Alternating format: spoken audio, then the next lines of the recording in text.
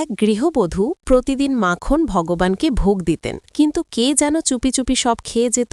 শেষে ধরা পড়ল আসল চোর স্বয়ং নটবর শ্রীকৃষ্ণ।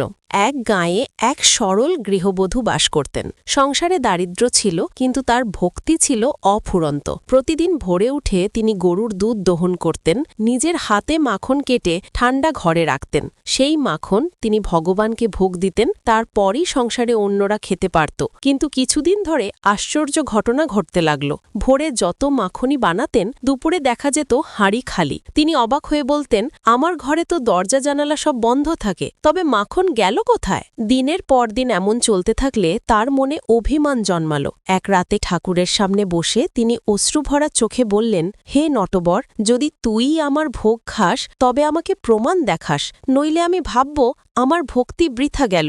সেদিন ভোরে তিনি চুপচাপ ঠান্ডা ঘরের কোণে লুকিয়ে থাকলেন। আলো ফুটতেই হঠাৎ তিনি এক অদ্ভুত দৃশ্য দেখলেন। ঠাকুর ঘরের মূর্তির সামনে আলো ঝলমল করছে, আর ছোট্ট কৃষ্ণ যেন জীবন্ত হয়ে বেরিয়ে এলেন। গলায় ফুলের মালা দুলছে, হাতে মাখনের হাঁড়ি, চোখে ভরা দুষ্টুমি, তবুও মুখ যেন চাঁদের মতো উজ্জ্বল। গৃহবধূ স্তম্ভিত, চোখের জল গড়িয়ে পড়ল। তিনি কাঁপা কণ্ঠে বললেন, আরে, এতদিন আমার ঘরের চোর যে তুই?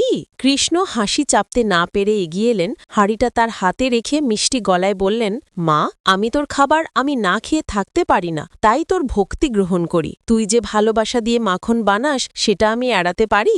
গৃহবধূ আর ধরে রাখতে পারলেন না। তিনি কৃষ্ণকে বুকে জড়িয়ে ধরে কেঁদে উঠলেন, হে নটবর, আজ আমার জীবন সার্থক। তুই যদি আমার ঘরে এসে ভোগ খাস, তবে দারিদ্র থাকুক, আমার মন ভরা। যদি ভগবান কৃষ্ণকে মন থেকে ভালোবাসেন, কমেন্টে লিখুন, জয় শ্রীকৃষ্ণ।